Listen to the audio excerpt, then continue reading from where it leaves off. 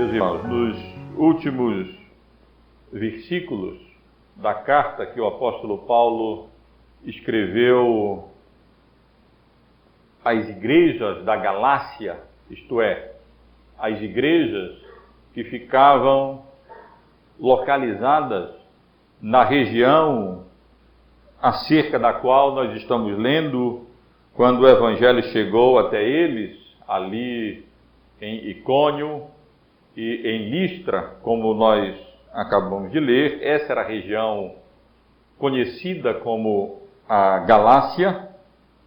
No final da sua carta aos Gálatas, o apóstolo Paulo afirma que trazia no corpo as marcas do Senhor Jesus. E escrevendo à igreja de Corinto, na sua segunda carta à igreja de Corinto, no capítulo 11, a partir do versículo 23, o apóstolo Paulo apresenta o currículum vitae do seu ministério.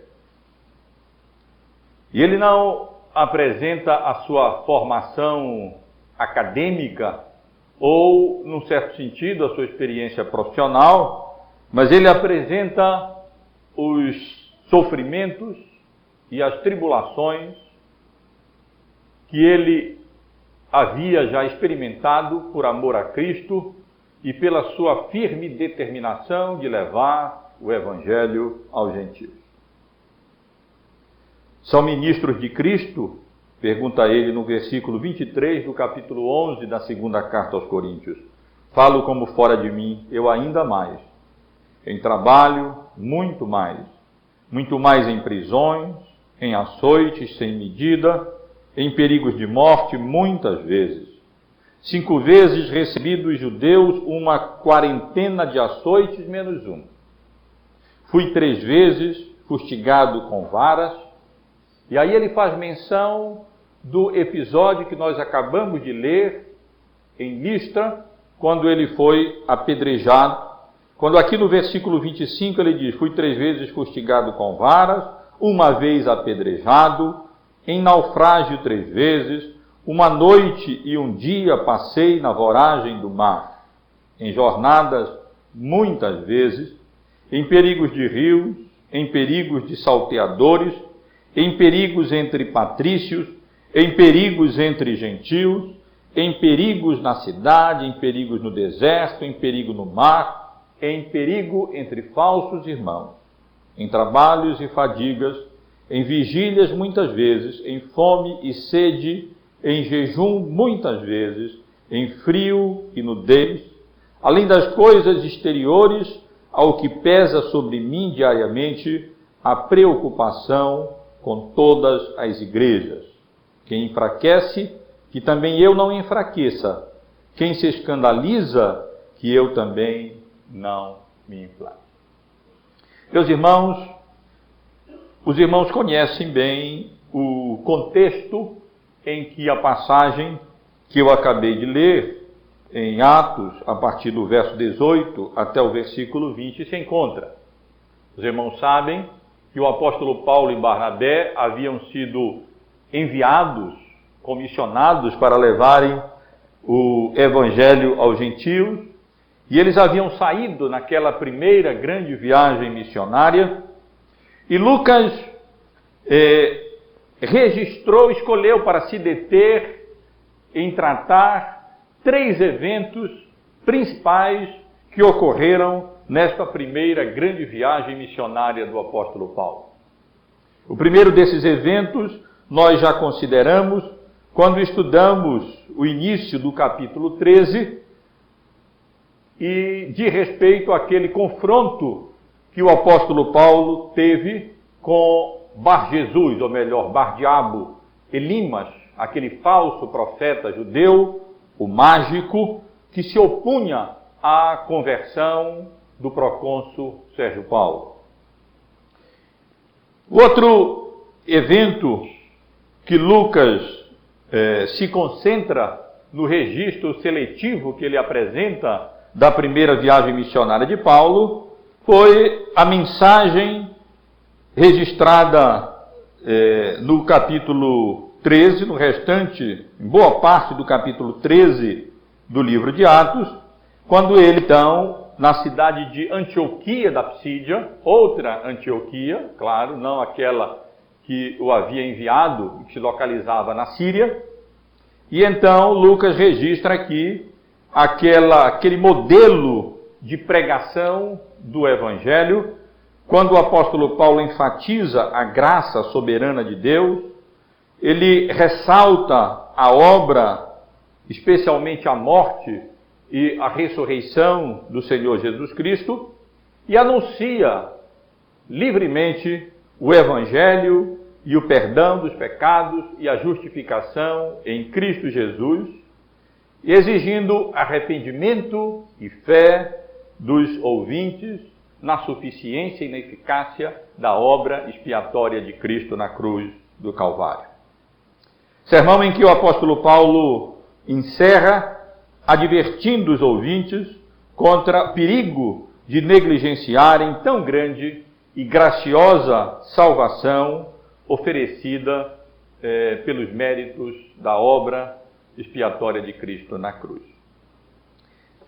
O texto que li com os irmãos é o terceiro evento significativo desta terceira viagem missionária.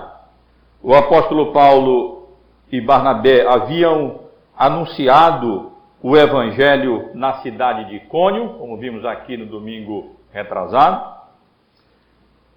Eles falaram com tal manifestação de graça e do poder do Espírito Santo de Deus, que uma grande multidão de pessoas, incluindo judeus e gregos, creram no evangelho. Mas os judeus incitaram os ânimos dos gentios contra os apóstolos, de tal maneira que, embora eles tivessem ali perseverado, anunciando o evangelho, confirmando a palavra da graça de Deus àqueles que haviam ouvido, houve grande divisão na cidade de Icônio, e Paulo e Barnabé foram obrigados a saírem daquela cidade e se dirigirem à cidade de Listra em busca de refúgio e ali também anunciarem, continuarem anunciando o evangelho. E o que nós lemos agora, irmãos, a partir do versículo 8, é exatamente esse registro do apóstolo Paulo pregando aos pagãos na cidade de Listra. A cidade de Listra era uma pequena cidade, podemos dizer até uma vila, que ficava a aproximadamente 30 quilômetros a sudoeste da cidade de Icônio, aonde eles haviam passado e de onde eles haviam fugido. E eu quero chamar a atenção dos irmãos, especialmente nesse texto aqui, para a pregação do apóstolo Paulo, a mensagem do apóstolo Paulo, a pregação do apóstolo Paulo, ali naquela cidade pagã de Listra. E quero chamar a atenção dos irmãos, em primeiro lugar, para o contexto da pregação de Paulo aos gentios pagãos ali na cidade de Listra. Nos versos 8 até o versículo 10, nós encontramos esse contexto. O contexto da pregação de Paulo em Listra, aqui registrada, essa pregação aqui registrada, foi a cura de um coxo ou a cura de um paralítico de nascença. Diz o texto que lá na cidade de Listra costumava ficar assentado um certo homem aleijado, um paralítico, um coxo, desde o nascimento, que jamais havia tido o privilégio de poder andar, e ao ouvir as pregações, o ensino do apóstolo Paulo, e Paulo vendo que aquele homem havia crido no evangelho que Paulo havia pregado, estava pregando, e que era um homem possuidor de fé, o apóstolo Paulo, então, determinou que ele se aprumasse, ficasse em pé, o que aquele homem fez, não apenas ficando em pé e andando, mas saltando. E é interessante, meus irmãos, quando nós comparamos esse registro da cura desse paralítico em Listra com o registro da cura de um outro coxo, de um outro paralítico, lá no capítulo 3 do livro de Atos dos Apóstolos, nós podemos perceber claramente que há várias semelhanças entre esses dois episódios, entre essas duas curas. Se depois os irmãos podem observar melhor em casa, ambas as curas foram de paralíticos. A tradução é um pouco diferente, coxo numa, paralítico ou aleijado na outra, mas ambas expressões traduzem o mesmo termo grego para coxo ou para paralítico.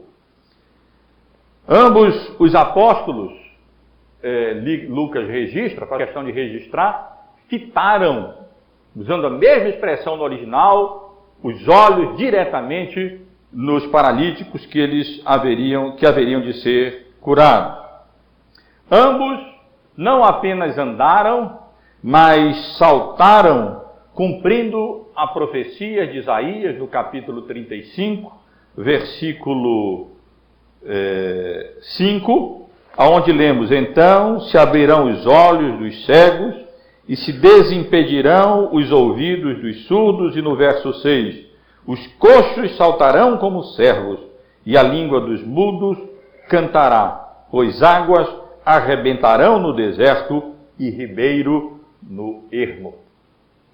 E ainda podemos observar, irmãos, que em ambas as curas, os observadores dos milagres equivocadamente atribuíram o poder aos apóstolos, e os apóstolos imediatamente fizeram questão de ressaltar o fato de que aqueles milagres não estavam sendo realizados por poder deles, mas como um ato de Cristo crucificado e exaltado à direita do Pai. E, meus irmãos, com todas essas semelhanças, é possível que Lucas esteja querendo ressaltar duas coisas. Primeiro, o fato de que tanto Paulo, o apóstolo dos gentios, como Pedro, o apóstolo dos judeus, tinham a mesma autoridade divina. E em segundo lugar, é bem provável que ao chamar a atenção para essas semelhanças, esses paralelos entre os dois episódios, Lucas, de maneira inspirada, esteja querendo ressaltar a unidade do Evangelho e da Igreja de Cristo. Não importa se o Evangelho é pregado por Pedro ou por Paulo. Não importa se ele é pregado aos gentios ou aos judeus. Não importa se em Listra ou em Jerusalém. É o mesmo Evangelho, é o mesmo Deus e é o mesmo poder, autenticando a pregação de Pedro em Pentecostes, é o mesmo poder que autentica a pregação do apóstolo Paulo, também fazendo com que aquele coxo saltasse curado pelo poder de Deus, pela obra da graça e da misericórdia do Senhor. Mas eu quero chamar a atenção dos irmãos também, não apenas para esse contexto em que ocorreu a pregação do apóstolo Paulo em Listra, mas para a circunstância específica em que o apóstolo Paulo ali pregou. Ou melhor dizendo, o episódio, o evento que suscitou e deu ocasião a que Paulo anunciasse o Evangelho como ele fez ali na cidade de Listra. Nós lemos a partir do versículo 11 até o versículo 13 alguma coisa interessante e incrível, até certo ponto. Diz o texto que quando as multidões viram aquele homem conhecido, cego, coxo de nascença, paralítico de nascença, não apenas se firmando em pé, mas andando e mesmo saltando, eles gritaram na língua própria ali da região, em língua licaônica, dizendo que os deuses haviam descido em forma humana e eles tiveram a Barnabé como o deus Júpiter e o apóstolo Paulo como deus Mercúrio, porque era ele o portador da palavra, e não tardou a que a notícia ali corresse e o próprio sacerdote de um templo dedicado a Júpiter chegasse até onde Paulo e Barnabé estavam, trazendo touros e grinaldas de flores para apresentarem sacrifícios, vejam só, a Paulo e a Barnabé, como se eles fossem deuses. Meus irmãos, Paulo aqui, Barnabé aqui é tido por Júpiter, o nome grego, o nome latino, perdoem, romano, para o deus, o nome grego, o deus Zeus, que era conhecido como rei dos deuses na mitologia grega, e Mercúrio, o nome latino do deus Hermes, que era conhecido como sendo o porta-voz dos deuses. É possível que Barnabé, com a sua aparência mais velha, por essa razão, tenha sido identificado com Júpiter, e não precisa nem dizer por que Paulo foi confundido com Hermes, que era um porta-voz dos deuses. Paulo era grande sempre ali, o pregador e o porta-voz, o evangelista, aquele que anunciava o evangelho da graça de Deus em Cristo. Aparentemente, a princípio, Paulo e Barnabé não entenderam o que estava acontecendo. Aparentemente, a princípio, já que eles estavam falando numa língua estranha, numa língua licaônica, local, regional, que o apóstolo Paulo não compreendia, eles não entenderam bem a reação e o alvoroço ali da população da cidade diante do milagre que havia sido realizado. É possível que Paulo e Barnabé tivessem pensado, meu irmão, parece que nós chegamos aqui no dia de festa pagã, onde eles vão oferecer sacrifícios aos seus deuses, e ficaram horrorizados quando descobriram que aquele povo pagão, supersticioso, estava prestes a oferecer sacrifício e adorar, vejam só, a Paulo, que tanto pregava contra a idolatria, contra o paganismo, anunciando o Deus verdadeiro e a graça de Deus em Cristo Jesus. Meus irmãos, há uma razão para que aquele povo confundisse Paulo e Barnabé com Zeus e Mercúrio, ou Hermes. Um dos escritores romanos, antigos, Ovídio, ele escreveu um livro que tem como título Metamorfose. E esse livro é uma coletânea de histórias, de lendas, de mitos, relacionados a pessoas que se transfiguravam ou que se metamorfoseavam em outras pessoas, ou em deuses, ou deuses transformados em pessoas. E dentre os vários mitos e lendas que ele relata no livro Metamorfose, no capítulo 8 do livro, ele relata uma lenda que existia exatamente naquela região onde Paulo estava pregando. E essa lenda dizia que dois deuses, Zeus e Mercúrio, os mesmos deuses que Paulo menciona aqui, que Lucas menciona aqui, eles haviam certa vez visitado aquela região transformados em homens, como se fossem meros mortais, meros homens, e haviam, naquela região, pedido em várias casas que eles os acomodassem.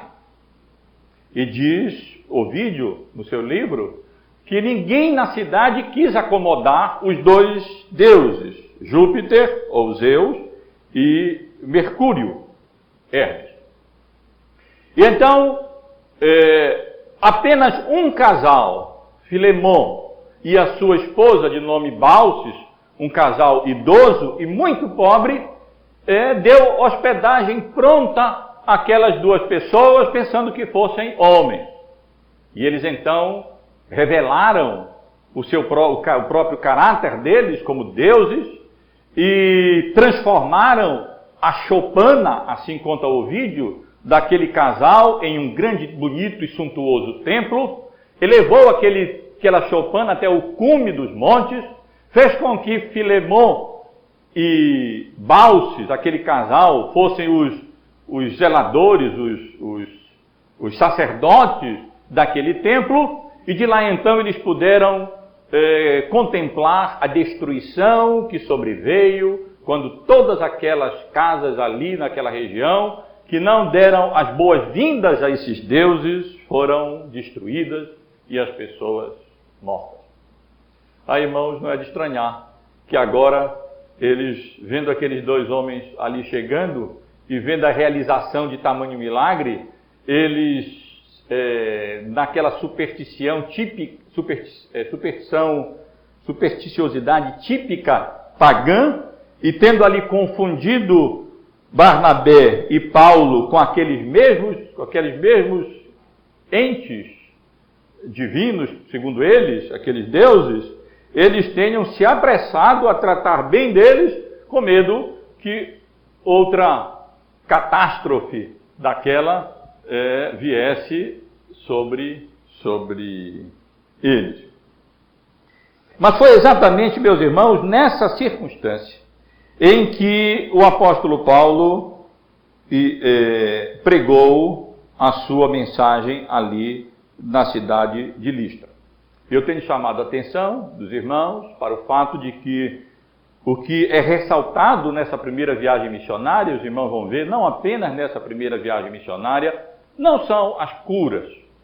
Elas até, às vezes, ocorrem pela graça e pela misericórdia de Deus, mas elas não são o fundamento da fé.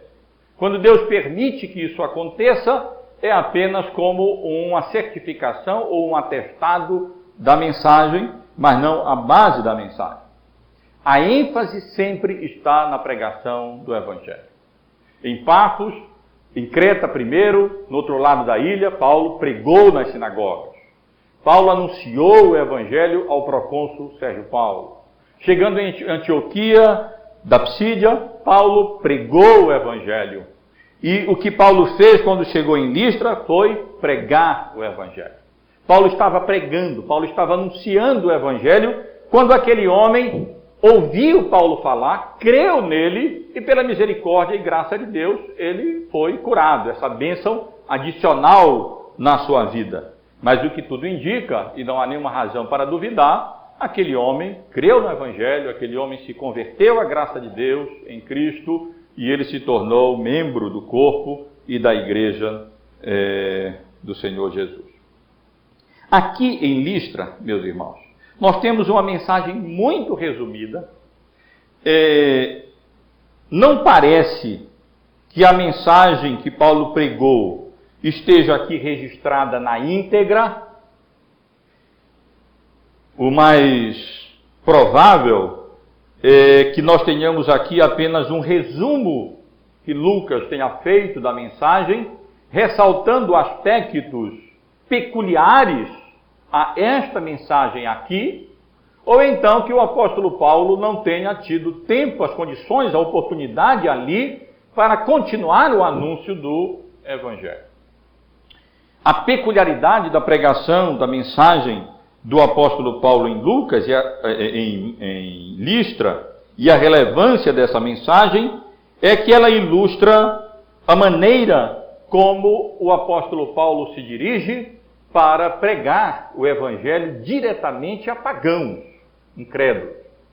Se os irmãos observarem, o costume do apóstolo Paulo, já ressaltei isso, era quando chegava num lugar, ele procurava a sinagoga, e ali então, com o povo já conhecendo o Antigo Testamento, já conhecendo o Deus verdadeiro, o Deus de Israel, já sobre esse pano de fundo da revelação contida na lei, o apóstolo Paulo partia daí para pregar o evangelho, citando passagens do Antigo Testamento, procurando demonstrar que Jesus era o Messias prometido e que nele se cumpriam todas aquelas promessas anunciadas no Antigo Testamento sobre a vinda do Redentor, a vinda do Messias, a vinda do descendente de Davi, a vinda do Salvador. Mas o que há de peculiar nessa pregação de Paulo em Listra é que, ao que tudo indica, por ser uma cidade pequena, ali não havia sinagoga, não há nenhuma menção de sinagoga aqui. E aqui Paulo, portanto, não tinha esse ponto de apoio, esse lugar onde ele podia ali chegar nas cidades, procurar a sinagoga, e ali como judeu, já partindo daquela revelação especial do Antigo Testamento, a partir daí anunciar e chegar ao anúncio de Cristo como sendo o Salvador prometido, o Messias anunciado ao povo de Israel. Aqui Paulo não tem isso. E aqui, portanto, irmãos, nós vemos o apóstolo Paulo anunciando o evangelho a pagãos, provavelmente pagãos iletrados, e nós vemos como ele parte do próprio conhecimento de Deus, não na revelação especial, não nas Escrituras, como ele fazia quando anunciava o evangelho aos judeus, mas ele parte do conhecimento de que Deus dá de si mesmo, do testemunho que Deus dá de si mesmo a todos os povos, a todas as nações, e especialmente através da obra da criação e da obra da providência. Observem, irmãos, o que é que o apóstolo Paulo faz, quais são as palavras dele, naquele momento ali emergencial, quando indignado, quando horrorizado, com a ideia de vir a ser objeto de adoração, de objeto de culto daquele povo pagão, no versículo 14, nós lemos: porém, ouvindo isto, caindo em si, percebendo o que estava acontecendo, os apóstolos Barnabé e Paulo, rasgando as suas vestes como demonstração de indignação, saltaram, se precipitaram para o meio da multidão, clamando: Senhores, por que fazeis isto? Nós também somos homens como vós, sujeitos aos mesmos sentimentos, e vos anunciamos o Evangelho, para que exatamente destas coisas vãs vos convertais ao Deus vivo, que fez o céu, a terra, o mar e tudo o que neles há, o qual nas gerações passadas permitiu que todos os povos andassem nos seus próprios caminhos. Contudo, não se deixou ficar sem testemunho de si mesmo, fazendo bem, dando-vos do céu chuvas e estações frutíferas, enchendo os vossos corações de fartura e de alegria. Aqui o apóstolo Paulo não podia partir da revelação especial. Ele não podia fazer como ele fazia quando anunciava o evangelho aos judeus, e ele então trazia à memória deles aquilo que Deus mesmo havia anunciado no Antigo Testamento. E a partir daí, então, procurava conduzir os ouvintes através da lei como um aio para guiá-los até Cristo e apresentar ao Senhor Jesus, o Jesus de Nazaré, como sendo o ungido do Senhor, o Cristo, o Messias, o Salvador. Então o que ele faz? De uma maneira muito sábia, ele parte daquilo que ele poderia partir, de um ponto ali de contato com os seus ouvintes. E ele vai anunciar o Evangelho, mas vai anunciar o Evangelho partindo da outra revelação que Deus dá de si próprio, não apenas ao povo de Israel, mas a todas as nações da terra. Os céus proclamam a glória de Deus e o firmamento anuncia as obras das suas mãos.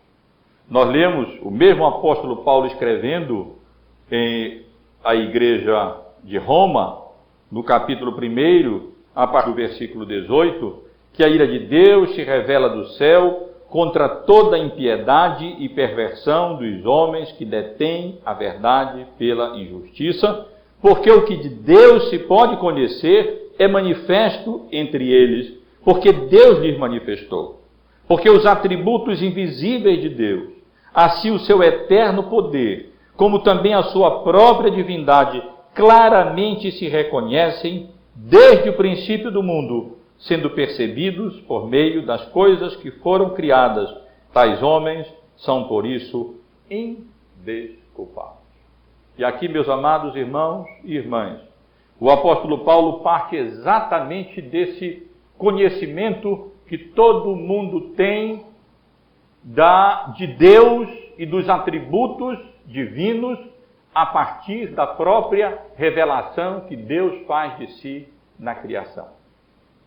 E ele continua também relembrando que o Deus que ele anunciava, ele não era aquela coisa vã dos gentios, aqueles deuses inoperantes, mortos, que têm boca e não falam, que têm pés e não andam, as coisas vãs que eles adoravam. O Deus que ele anunciava, estava ali para anunciar, não era um Deus como aqueles aqui mencionados e que eles adoravam, Júpiter e Mercúrio, deuses cheios de paixões humanas, que se confundiam com os homens. Diz a literatura, se não me falha a memória, que Zeus gerou filhos e filhas de cerca de 7 ou 8 mulheres humanas e 15 deusas.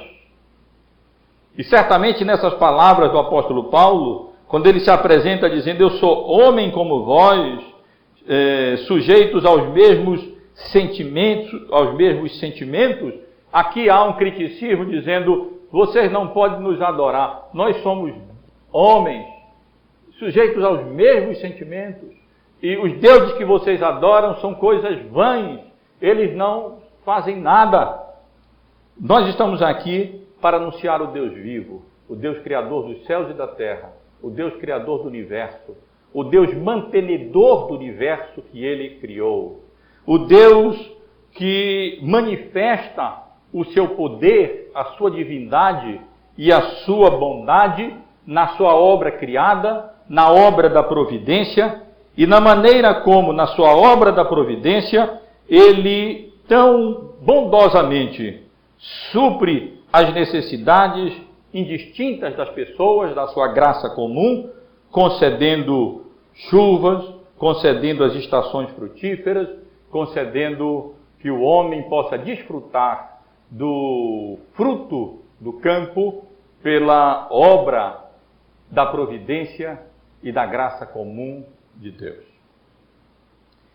Meus irmãos, é difícil imaginar que o apóstolo Paulo tenha parado aqui.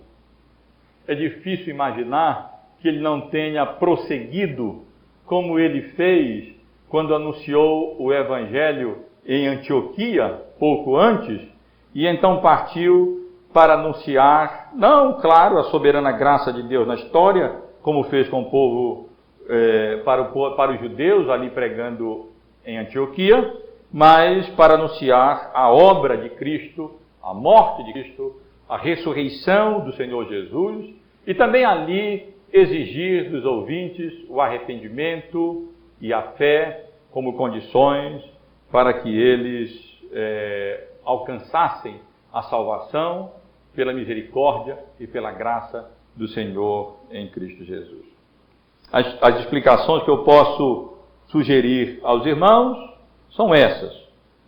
Paulo pode encerrar aqui apenas levando os pagãos daquele vão conhecimento da adoração a deuses vãos, a adoração do Deus verdadeiro, Criador dos céus e da terra, o Deus da providência, e aí parando, não porque ele tenha parado realmente aí, a não ser que ele não tenha podido continuar.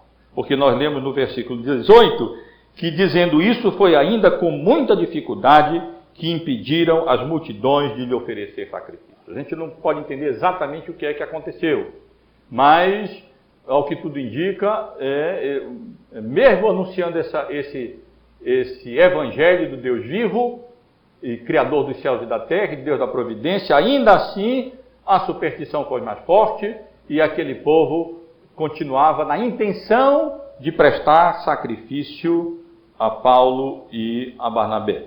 Ou então, como eu já mencionei, pode ser que Lucas apenas tenha feito uma seleção e registrado aqui apenas as características distintivas dessa pregação de Paulo aos gentios, exatamente para chamar a atenção para a abordagem até certo ponto distinta, através da qual o apóstolo Paulo levou com certeza o mesmo evangelho da graça de Deus em Cristo ao povo da cidade de Listra. Finalmente, meus irmãos, eu quero chamar a atenção para a reação à mensagem registrada aqui no verso 18 até o versículo de número 20. Observe, em primeiro lugar, como eu já adiantei, a força da superstição. Foi apenas com muita dificuldade, verso 18, que o apóstolo Paulo conseguiu fazer com que aqueles habitantes de Listras fossem dissuadidos do propósito deles de prestarem culto a Paulo e Barnabé. Eles estavam ali horrorizados, condenaram aqueles deuses que não passavam de deuses com sentimentos humanos, condenaram aqueles deuses que não passavam de coisa vã, usando uma linguagem profética do Antigo Testamento, e apresentaram ali o Deus vivo e verdadeiro de Israel. Mas foi com muita dificuldade apenas que eles evitaram que eles levassem avante o propósito deles e ali sacrificarem aqueles touros e oferecerem aquelas flores como oferendas a Paulo e a Barnabé para o horror dos apóstolos. Aqui nós vemos também, em termos de reação, o zelo equivocado dos judeus. Não os judeus daquela região, mas os judeus lá de Icônio, observem no versículo 19, e de Antioquia, as cidades aonde o apóstolo Paulo havia passado, aqueles judeus inconformados por não, no certo sentido, não terem podido dar dos apóstolos quando eles se encontravam naquelas cidades, e ao verem frustrados os planos deles de matarem mesmo Paulo ali, especialmente de onde Paulo tinha vindo, de Icônio, eles, não satisfeitos, vieram de Antioquia, vieram de Icônio e foram até Listra, e ali foram bem-sucedidos aonde eles haviam sido frustrados anteriormente. Aqui em Listra, eles conseguiram incitar a multidão, as pessoas ali, de tal maneira que o apóstolo Paulo foi apedrejado. E foi apedrejado de tal maneira, meus irmãos e irmãs, que ele foi tido por morto. E eles levaram o seu corpo, como se fosse o seu corpo, arrastando e jogando fora da cidade. É um zelo absolutamente sem entendimento. E lendo o texto, a gente fica pensando, enquanto Paulo estava sendo ali apedrejado, se não passou na memória dele, na mente dele, a imagem dos judeus apedrejando Estevão, aquele fiel testemunha do Senhor Jesus, e Paulo ali naquela época aprovando tudo aquilo que estava ali acontecendo. Mas, irmãos, nós vemos também como resultado da pregação de Paulo ali em Listra, a incrível volubilidade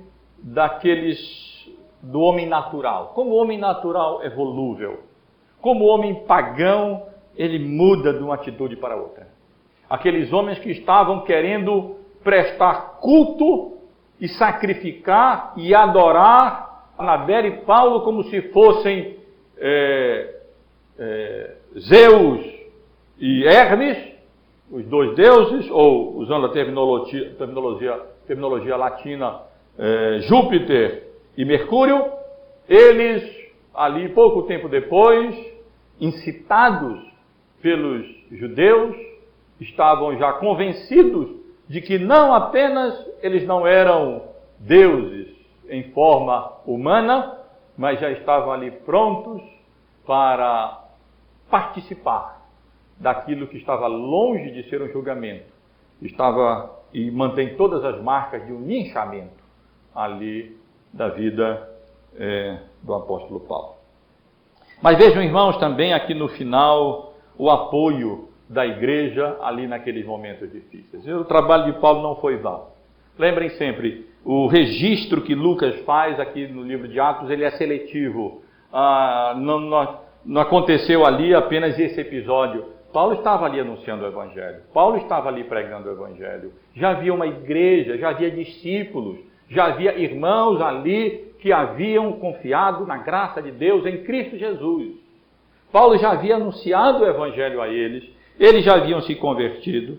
E diz o texto que quando Paulo foi arrastado, tido como morto para fora da cidade, rodeando, no versículo 20, rodeando, porém, os discípulos, Paulo, então, se levantou e novamente entrou na cidade, onde passou a noite, e no dia seguinte ele se dirigiu para outra cidade próxima, a cidade de Derbe, onde também pregou o Evangelho. Dali já estava, portanto, irmãos, uma igreja estabelecida. Irmãos pessoas já haviam se convertido ao Evangelho pregado pelo apóstolo Paulo. E eles ali naquele momento rodearam o apóstolo Paulo, quem sabe para chorar por ele, quem sabe para orar por ele, e para a surpresa deles, Paulo não estava morto. Ele se levantou, nada indica aqui que ele estava morto, até pode ter, e Deus o ressuscitou, mas nada é mencionado disso, nesse sentido. Ao que tudo indica, ele apenas estava ali desacordado, bastante ferido, mas ali rodeado pelos irmãos, provavelmente os seus apedrejadores, linchadores, já haviam se retirado dali. Ele então se levantou, pernoitou na cidade. E vejam também aqui a graça de Deus em preservar a vida do apóstolo Paulo. E, meus irmãos e irmãs, a incrível determinação desse homem. Imaginem, apedrejado, tido como morto, ferido, passou a noite e no outro dia ele já estava de novo a caminho para outra cidade, Derbe, a uma distância considerável de Listra, para ali dar continuidade ao seu ministério, apesar de todas as oposições, e ali anunciar a graça salvadora de Deus em Cristo Jesus. Meus irmãos, deixam apenas para concluir, ressaltar algumas lições rápidas que essa passagem, esse registro que Lucas nos dá, inspirado da pregação de Paulo em Listra, nos ensina. Primeiro, acerca da unidade do Evangelho e da Igreja. Repito, quero ressaltar para os irmãos. Não importa se o apóstolo dos judeus, Pedro, ou o apóstolo dos gentios. Não importa se em Jerusalém ou Listra. Não importa se gentios ou judeus. É o mesmo Evangelho. É a mesma igreja. É o mesmo poder salvífico do Espírito Santo operando através da palavra, transformação, conversão, fazendo de judeus de Jerusalém ou de pagãos de Listras novas criaturas em Cristo Jesus, inserindo-os no mesmo corpo, o corpo do nosso Senhor e Salvador, o Senhor Jesus. Também quero chamar a atenção dos irmãos para a terrível superstição e cegueira pagã. Quanta superstição, meus irmãos. Olhem aqui a força da superstição. Mesmo Paulo ali dizendo claramente, olha, eu não sou Mercúrio coisa nenhuma. Barnabé não é Júpiter coisa nenhuma.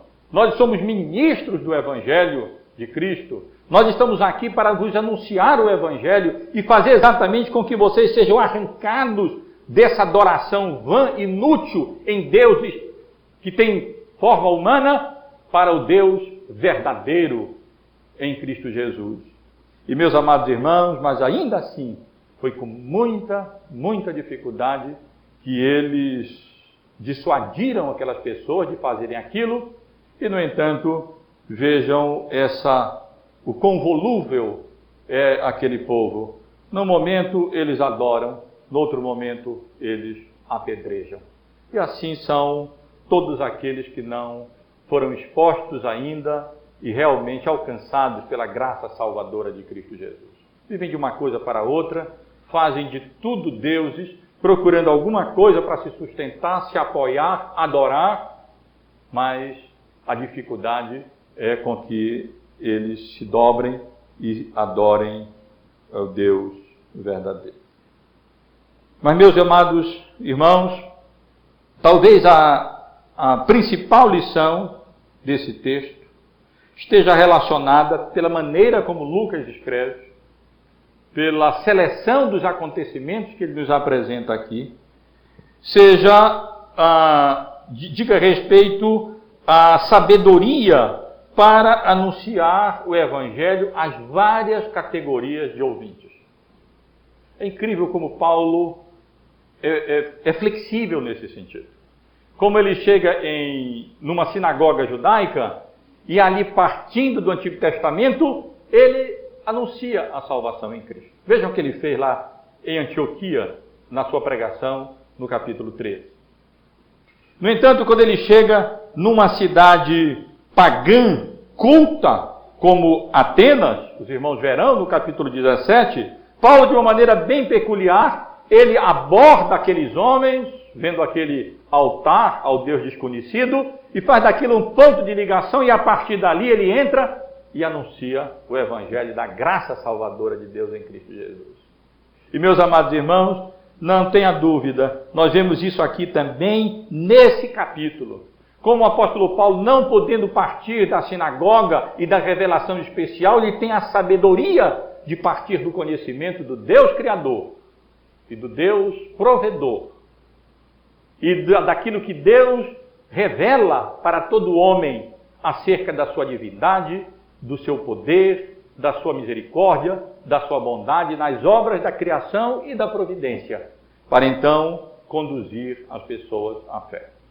É muito provável que o apóstolo Paulo esteja fazendo aqui nesse momento de horror, quando eles estão para ser ali adorados como se fossem deuses, é mais ou menos a mensagem que Paulo vinha anunciando ali na cidade de Listra.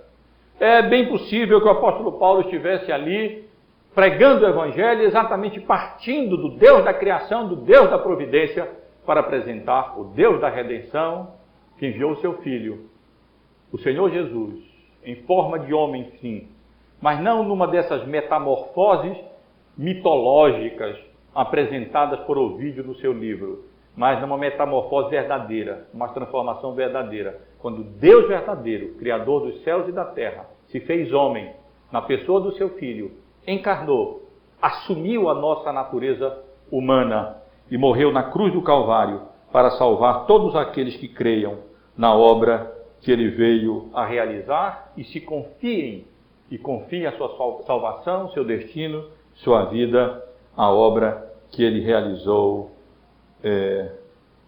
na cruz do Calvário.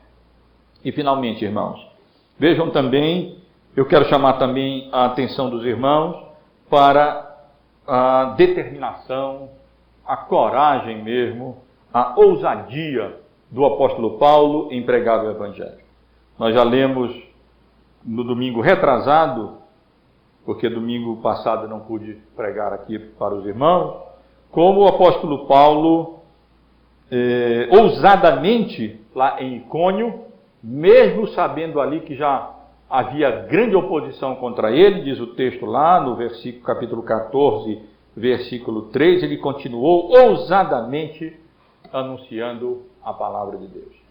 E aqui, meus irmãos, mesmo perseguido, linchado, apedrejado, novamente o apóstolo Paulo sai de Listra, mas ele não foge da sua determinação de continuar anunciando e pregando o evangelho da salvação pela graça de Deus em Cristo Jesus, o nosso Senhor. Meus amados irmãos e irmãs, nós vivemos em uma cultura semi-pagã. Temos o nome de país cristão, mas na verdade vivemos numa cultura semi-pagã. A cegueira espiritual é enorme no nosso país. E Deus nos dê sabedoria que Paulo teve. Deus nos dê a graça que o apóstolo Paulo teve aqui também. E Deus nos dê a determinação, a ousadia e a coragem para anunciar e comunicar, testemunhar acerca do Evangelho como o único caminho de salvação para aqueles que se encontram perdidos nos seus delitos e nos seus pecados. Qual é o seu currículo? Será que você traz no corpo que marcas? As de Cristo? Aquelas consequências de sofrer o que tiver que sofrer por amor ao Senhor Jesus? Estou convencido de que as nossas perdas e as nossas marcas, elas não são para comparar com as perdas, o currículo de sofrimento e as marcas que Paulo trazia como testemunho do seu amor e da sua determinação, amor a Cristo e a sua determinação de pregar o Evangelho, para que outros que se encontram nas trevas do paganismo e da superstição, pela graça de Deus, pela operação do Espírito, através do anúncio, da pregação ou da simples comunicação direta do Evangelho, possam ser arrancados das trevas para a luz do Senhor Jesus.